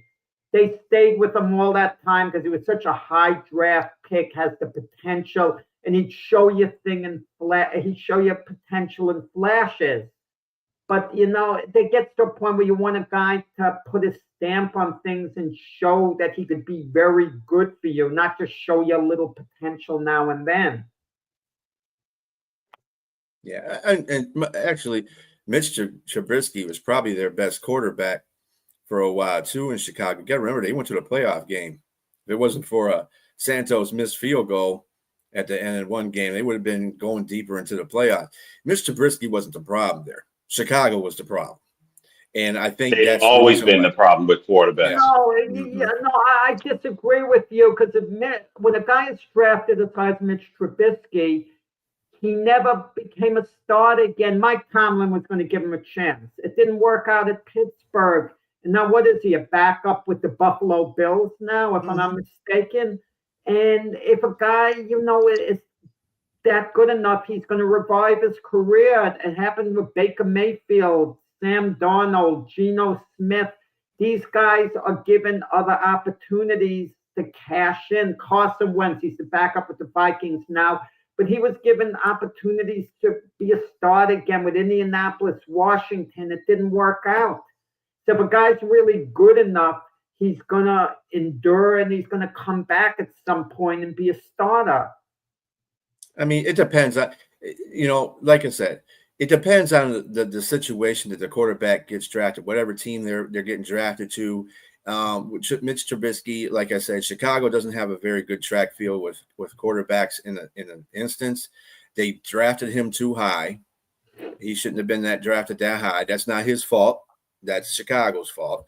And they expected so many things from him because they drafted him that high because they wanted to make a splash on their team. That's not the way to do it. If you're picking some quarterback that's not even in a top quarterback to be in the first round. So it's all got to do with where you go to. He went to Pittsburgh. You're right. Tomlin gave him a chance. And then he's at Buffalo. So Trubisky he's just one of those sad cases where an NFL quarterback just gets into a bad situation. And he just can't crawl out from underneath a rock from that perspective. So, I mean, it is what it is. By the way, Brian, it's a good thing you don't tease Sonia the way James and I do, because Hendon Hooker from your Detroit Lions, they cut him and the Panthers picked him up, put him on the practice squad.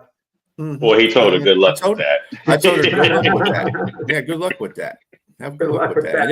And then, and then I want to add this too, because this came up also in comments. He made, they didn't spend time with me.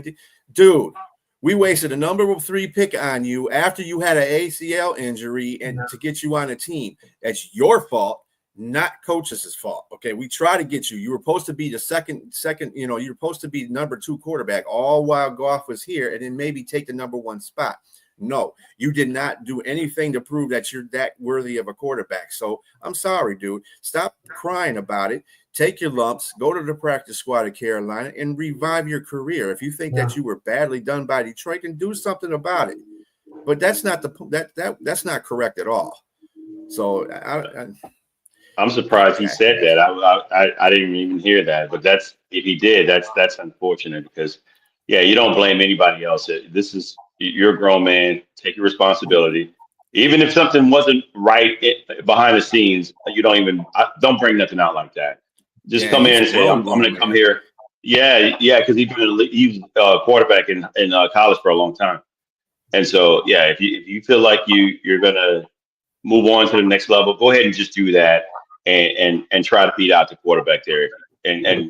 It's just unfortunate. And if you have a comment, make it later on. Let Hendon Hooker go somewhere else. He's with Carolina now. Let him show he can play in the league, and then he could make a comment later on. Look, I could have done this at Detroit. I didn't like the coaching. Then it's fine at that point. But not while you're out the door. Just be quiet. Get a job elsewhere. Improve yourself. Yeah, that's just an immature comment. Yeah, I thought it was really that way too. Okay, Jack, what do you got on the AFC North? The AFC North. I mean, that's a good division. Well, no, it's not really a good division. It's a good division with the top 2 teams, I should say. I like the Baltimore Ravens. I think they're loaded. I think this is their year. I mean, they're strong all over as far as I'm concerned. Well balanced, whatever. Is Justin Tucker had an off year last year as far as the kicking game goes. I don't think it's going to be compromised. It's not like they're moving on from one of the great kickers of all time, because he certainly wasn't that last year before his trouble. So I like the Ravens to be the dominant team, go like 14-3, and get a bye in the playoffs. They'll be the team that'll get the bye. Second place, the Cincinnati Bengals.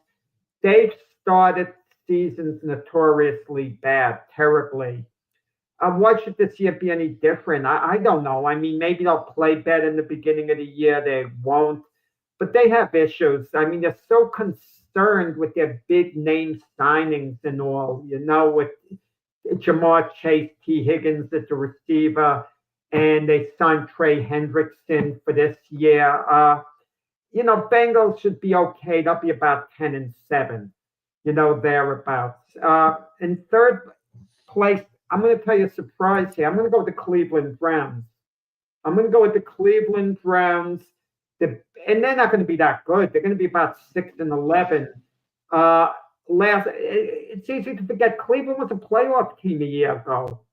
They were playoff teams. It's not like they've been bad for a number of years. And they have a good coach who's been Kevin Stefanski. He's been saddled with all this Shedeur Sanders drama that's been forced on him that he's had to deal with. And they picked up another quarterback, Zappe, to put on their practice squad. Talk about drama. None of this makes sense with that team. Zappe was there in the past. So obviously, the coaching staff likes him. So they would really want him to be on the regular roster, but they can't because of Shedeur Sanders. Last place, Steelers, 5-12. I hate to say Mike Tomlin will be out the door. Mike Tomlin might want to resign. I'm not saying the Steelers are going to want to necessarily fire him, but I see this as a mess. I think this is it for Aaron Rodgers, his last year in the league. He's certainly not going to be a backup anywhere. And I think the fan base in Pittsburgh will finally have it with Mike Tomlin. They've had winning records that he's been able to hold on, but they go 5-12 or so the way I think they will. He's out. And Pittsburgh lost their last 6 games of the year last season. That's what I go on. I mean, they were on a free fall, and they haven't really improved the team this year. I mean, what receivers is Rodgers? George Pickens is with the Packers now. He was looking forward to playing with Rodgers. DK Metcalf might be a little long in the tooth, perhaps. And TJ Watt's going to have the year of his life, and that defensive unit's going to have to step up and play great to salvage the year. I don't think they will, though. I think it's a disaster in Pittsburgh this year. Jack, you and I agree again on two teams. The Ravens, of course, number one. Like you said, they're very loaded. Let me say this about it was a nice little story about Derrick Henry. Derrick Henry has quietly pushed himself close. He's at number 11 all time in rushing. He needs 1,300 yards to put himself in the top 10, and he's got 104 touchdowns. This guy is borderline Hall of Famer. If you look at it, I mean, he's had some terrible teams with Tennessee. Go ahead. He's a Hall of Famer already. I got to step in. If you retire today, he's definitely in the Hall of Fame, not borderline. Yeah. I'll give it to him. You're right. It's just harder for running backs to get in, is what I'm saying, because a lot of guys, unless you're like special, like those top 5 guys, if you're not, like you say, a Hall of Famer. Maybe I should say first ballot. He's borderline first ballot. Let's just put it that way. All right. With that said, he's 30 now. He just turned 30. You're still in your prime, and I think they're going to do the same thing again. They're going to do the same thing. They got decent receivers. Lamar's going to have an even better year. He's probably even more motivated behind what happened, and just one catch away of getting past Buffalo. It didn't happen. It's what it is. I think that again, Baltimore is definitely going to win the division again. I got Cincinnati number 2. Regardless of whether their defense is where they are, I mean, I think they're going to win. They're probably going to play some more close games again, but I just like their offense. I think that they're stacked. As long as there's barring no major injury, they should be number 2 there. Number 3, this is where we disagree.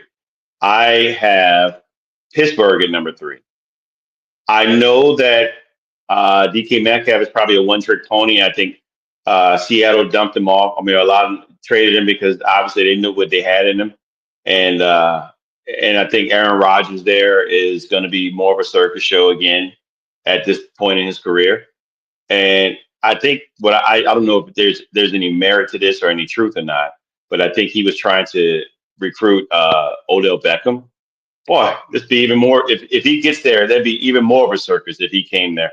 So I hope not. But they need another guy. They need another number 2 there. I don't think they really have that. And I like their running game, and I like their defense still. So I got them at number 3. They still could probably sneak into the playoffs with a wild card. And last but not least, I got the Browns. It's just I can see why you would say that you have them as 3rd, Jack. They still have a decent defense, but I question their offense. And I like Kevin Stefanski. I like what he's doing. He's done a wild West Coast wide zone scheme. They got a decent running back there. They got some okay receivers, but the quarterback situation. I mean, Flacco, how long is he going to be in the game? And then Dylan Gabriel comes in. He's a rookie. Shedeur Sanders comes in. He's a rookie. We don't know. Everything's kind of shaky there, right there at the quarterback position. So I have them in last, and I don't think they're going to make the playoffs. Okay. Well, I do definitely have. That's something that I have in common. Baltimore being number 1. Whenever you have Lamar and Derrick Henry there, they have not shown to give up that division yet. Regardless of what they do in the playoffs, is a whole different situation. But as far as the season goes, they should win that division pretty handily. I have Pittsburgh in 2nd because their defense is still stout. They added more to their defense. Hopefully, Derek Harmon comes back. When he comes back, he comes back strong. Their offensive line has improved. Basically, injuries was what killed them last year on that offensive line. They had like 2 or 3 of their offensive linemen out. So they're back and healthy. Rodgers he's an upper echelon over Russ Wilson and Justin Fields. Sorry, that's just the way it is. He's still a Hall of Fame quarterback. And he might not be playing totally at that level. But last year he didn't have a bad season. He had a bad season for Aaron Rodgers, but he didn't have a bad season as an overall quarterback. And Metcalf is gonna, he'll be all right. He'll have his little drama moments when he don't want to play because you're not throwing him the ball. But they got the Michigan wide receiver Roman Wilson. He should be good, and they have Austin. He's good too. So, and they got a pretty good running back core. I think James, you alluded this to before because they have pretty the rookie running backs that they have are pretty spectacular. So they should be fine. Second place is where I put them. Now, you guys with the Cincinnati in the second place do, as I said about the teams that don't have defenses. Okay, you got to win some games by defense, and Cincinnati is not. They scored in last year's season. Cincinnati actually scored 2 games where they had like over 38 points and they still lost. You got to have defense. Shamar Stewart is not the answer there. I know they played Hendrickson, and he'll be okay for about a year. He'll get his job done. I'm not saying he won't, but he's not going to have any help really. And then who do you got? Hubbard retired. That was your other defensive end. He retired. And you're replacing him with Shamar Stewart, who's a rookie. Come on. I just don't see Cincinnati finishing in second place in that one. I mean, they're gonna. I don't have faith in them starting off the season well. And they may. Now, hopefully they do. But I just don't see them better than Pittsburgh or Baltimore right now. They are better than Cleveland. I think everybody could probably say that. If you're really, really funny about having somebody picking in the first round at high, Cleveland would be the team right there. There's just so much disarray right now. They have a pretty good defense. The offensive line is pretty solid, but the running back situations, the quarterback situations are carousel. Their running backs, they don't have very good receivers. I don't even know who their tight end is, to tell you the truth. It's just Njoku, yeah.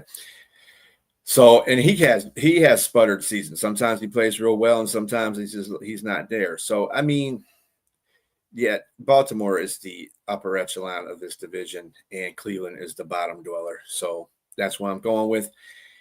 And last but not least, the AFC North. I mean, the AFC West. Sorry, AFC West. Right. I'm going to want to leave some time for playoff predictions and who's going to win the Super Bowl. So I don't want to take all that time on that division. Since I'm going first, I might have the daunting task of cutting someone off if I feel we're running out of time, okay, at the end, so we could get in our playoff predictions. But I'll try to move quick on mine. I believe Sean Payton, what he's saying about this Denver Bronco team, I don't think he would be talking as highly about them if he didn't mean it. I think we have a passing of the guard that Denver wins this division this year, goes about 12-5. Bo Nix continues his good play. They have a really top-of-the-line defense at Denver. And I think they upset the Kansas City Chiefs, who are going to be in second place, go about 11-6. The Chiefs were 15-1 before throwing the game away against Denver, the final game last year. But they won so many nail biters they could have lost, and that catches up to you. So I think Denver first at about 12-5, Kansas City second at 11-6. The Chargers with Jim Harbaugh, they'll be about 9-8. I'm not sold on Justin Herbert anymore. And, he's a good coach, Jim Harbaugh. He'll keep them competitive. I don't think they're taking a big step, forward. And the Raiders with Pete Carroll, I know they have some nice pieces. I know getting Gentry in the draft, etc. Him getting Geno Smith, this guy at Seattle, he feels is going to help. But the Raiders will be about 7-10. They're just, they're in a tough division. What you got, James? So, totally different than that. I'm going to go with the LA Chargers as number one. Jim Harbaugh and his team. First of all, let's just get it out the way. this is a very tough division. It's going to be very tough. You can already tell. I mean, you got great coaches that have won on high levels, whether it be college, whether it be the NFL. They're all there in that division, and it's going to be tough. This is one that I can see that cannibalizes itself. That is just really tough. I can see everybody getting a win out of this from each team. So I like I like what they're doing. I like what Jim Harbaugh is doing. They're going to run the ball. You're going to make sure you put your quarterback in position to win. That's what Jim does. He did it with Kaepernick. He did it with J.J. McCarthy, and he's going to do it with Herbert. I just think that what they're doing defensively too, they're stacked, man. It's just really hard, and they can only get better. I like them as number one. I like the Broncos as number two. What Sean Payton is doing there too. I think they look good. He got his quarterback of the future. They got their running game. They paid the receiver. I like what the Broncos are doing. And defensively, underrated. They just paid you don't even know the guy's name. I can't even think of the guy's name that got paid. The defensive lineman. Who was it? I couldn't pronounce it. Exactly. I mean, but he's good. They gave they pulled up the brink truck to his house and gave him a ton of money. And so they're really good on defense as well. I just think that the reign of the Chiefs is not as strong as it was. It's going to be tougher for them. They had a tough year last year. They got to the Super Bowl, but man, did they ever go by the skin of their teeth? They lost some. I mean, they won some very, very close games. Some games they probably should have lost. And everybody's getting better. They're coming up. I got them in third. I think Patrick Mahomes. He's got to prove he's still that dude that he was when he won a couple of MVPs.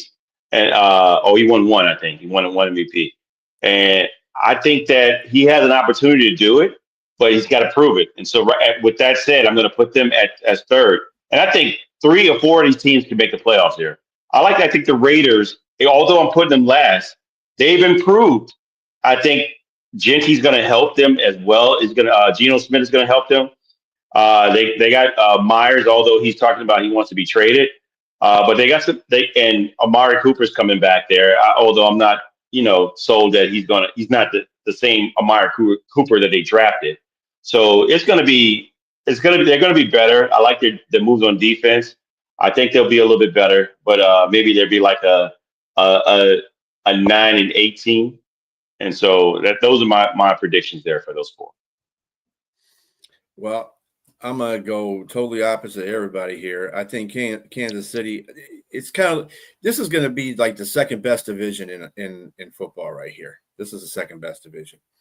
And as I looked at it, we want to keep saying KC is going to digress, but every year they show us wrong. And now they got Patrick Mahomes and Reed as the coach. I mean, they're going to be in the thick of things all the time. So I still got them winning in division. They're not going to have. They probably win it like at 11-6. To tell you the truth, it's going to be close. It's going to be close with all these teams. I have to agree with you. I think Denver would be second. I like Bo Nix. I like Sean Payton. The only thing I have a question on is because they lost their passing coordinator to us, which was Morton. So we'll see what happens with that whole situation, because that's where Bo Nix really grew from, that whole combination right there. But they do have a solid defense, a very underrated defense, as a matter of fact. And their offense isn't too bad either. I'm kind of worried about where they're going with their running back situation, because they did sign Dobbins, but they got that rookie. Neither has shown – the rookie's shown a little bit of promise, but that's preseason again. Dobbins is nowhere to be found. I figured they would try to start him because he's got to be acclimated to the offense, but that didn't happen. I also got the Chargers in third. Again, the Chargers and LA could be swapped. Pretty much the first 3 teams could be swapped in that division. I just think they're that good. I think all of them could make the playoffs as well. I believe in Jim Harbaugh. He's a very good coach for that team. The running back situation is solid. They have a very good offensive line, except they did lose Slater, which might be a problem depending on how the guy that fills in for him works out. They got a good. Their receiving core got solid. The signing of Allen was what solidified that receiving core. I think they have a pretty solid receiving. I'm not saying they're the best receiving core, but that's not what Jim Harbaugh plays on. He plays on running. So that's good. And Vegas is going to improve too. I mean, they got all the chips in there. So like I said, like the NFC North, the top 3 teams could be wherever. They can finish first, second, third in any order. But I have Kansas City, Denver, LA, and Vegas. Okay, now our Super Bowl picks, okay? I'm going to tell you how I have all the AFC and NFC games going very quickly. No explanation of why, just how I think it's going to play out. I like Buffalo over the Chargers. Chargers are going to be a wild card team. Bills beat them in the playoffs. I like the Bengals as a wild card team to beat the division winner, the Broncos, in their playoff game. I like the Chiefs over the Texans in their playoff game. Then the Ravens, who are going to get a bye, are going to beat the Cincinnati Bengals in Baltimore. Then the Bills finally get over the hump against the Kansas City Chiefs. They're going to play them in Buffalo, and the Bills are going to finally beat the Chiefs. And the AFC Championship game in Baltimore, the Ravens over the Bills in Baltimore. In the NFC, I like the Buccaneers over the Rams, who are going to be a wild card team. The Rams are barely going to sneak in. Then I like the Lions over the Packers, who are going to be a wild card team. In Detroit, the Lions will take care of business. I like the Washington Commanders to beat the Arizona Cardinals, in their playoff game. Then the Eagles, who have a bye, I think are going to beat the Commanders in Philadelphia in the playoffs. And then, I'm sorry, Brian, the Lions go to Tampa Bay, and Tampa Bay beats Detroit, and Detroit again comes up short in the playoffs. And then in the NFC Championship game in Philadelphia, predicting an upset, the Tampa Bay Buccaneers beat the Philadelphia Eagles in Philadelphia in the NFC Championship game. And then in the Super Bowl, Baltimore 27, Tampa Bay 14. Big year for Baker Mayfield, though, to get to the Super Bowl. Okay. So, I know we don't have a lot of time here. I'm not going to go through it like that. I'm just going to tell you who my teams are. I got the Bills, Ravens, Texans, and Chargers winning their division. And I have the Broncos, Chiefs, and Bengals as wild cards in the AFC. In the NFC, I got the Eagles, Tampa Bay, Lions, Cardinals, and as division winners. And I got Commanders, Packers, and Rams making the wild card. Out of all those on both sides, I got the Ravens winning, going to the Super Bowl, and I got the Eagles repeating, going back to the Super Bowl. But I have the Ravens toppling the Eagles in the Super Bowl. You agree? We just got the same Super Bowl winner. Let's hear Brian here. Okay, I nearly have that after the Eagles one game away from that, but we got the same Super Bowl winner. All righty. Let's see. So in the AFC, I have Buffalo, Baltimore, Houston, and Kansas City winning their divisions. Baltimore is going to be the team with the bye. I have New England. Denver, and LA as the wild cards. I have Buffalo and Baltimore advancing, as well as you know what? I think I'm going to have. I don't think Houston's going to be.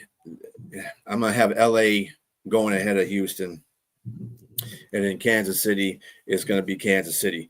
Now, when it comes down to it, I'm just going to make this brief for the AFC. It's going to be Buffalo winning the AFC Championship over Baltimore. KC will get eliminated. I just don't think that's the part I just don't think they're going to be, up to par on.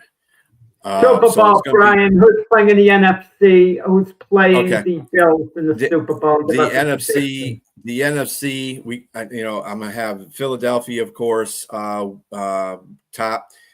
Detroit Lions top. Tampa Bay top and the Rams top. The wild cards are going to be the Commanders, Green Bay, Minnesota. And I believe that we're going to have Philadelphia. Philadelphia is going to win a conference. Okay, they're going to win. They're going to be in a Super Bowl with Buffalo. I just think that I got to go with the team that's hot right now. I love to say the Lions, but I'm always going to go to the team that won the Super Bowl the year before. So Philadelphia and Buffalo, and I believe Buffalo gets their first championship, Super Bowl championship. So you heard it here, ladies and gentlemen. Yeah. I mean, we're limited time, but we're all in the same ballpark. Even though James and myself like Baltimore, we could easily see Buffalo winning it too.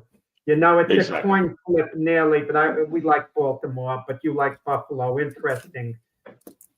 Real quick, everybody's prediction for Thursday night. I like Philadelphia by 4 points. Okay. The Eagles by 15. All right, folks, you heard it here. Bank it, record it, whatever you want to do. We'll be here later on next year, and you can see us fall on our face or whatever the case may be. Come up LA, Vegas winners or whatever the case may be. But you heard it straight from here. We will see you next week when we'll have the predictions for the games of that Sunday. Everybody have a good week there. Happy football to you. Happy Sunday to you, and happy September. Happy Labor Day to you guys. Have a good one.